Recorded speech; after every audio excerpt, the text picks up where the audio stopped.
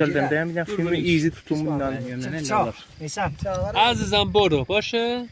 Bir dənə qəşəng film tutun buradan. Oo. Yok dereyle kullanmaz. Amma hayır, ya bunların olar tanzim elamıza da. Sahip cat aradım biraz çok sen. Ayak dövmüyor bu. Ara şaraptı ki. Baba Hazreti Ali bizi pişirmiş koz çeşme Hükümət də təalini.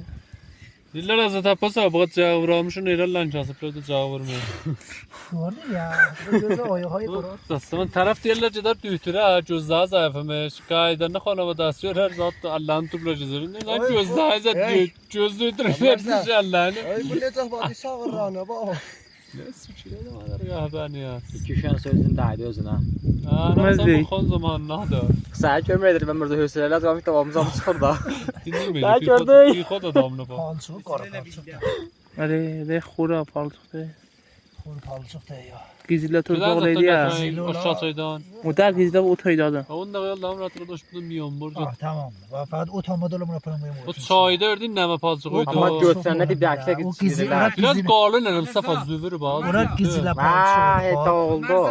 Palçığı koydu. Ruhu için mamar içine bir bela dursun. Bu nereye koyduk dindirmeyek Yok da. işimiz yok orası. Yola da atacaq 30 sən qalır da. Otdaysa pişse biraz muhkemter olur. Bir yamak var belasına. Ne diyor? Maltazaya. Bakatı ya. Biraz çarı sən suyun indi də eləyək. Yok yok. Suvrək.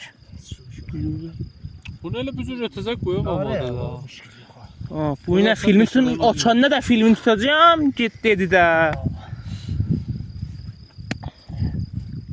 Bunu yamaklı mağazalar var. Bunu da tut. Yadet niyat yeroz var. Öyle kişi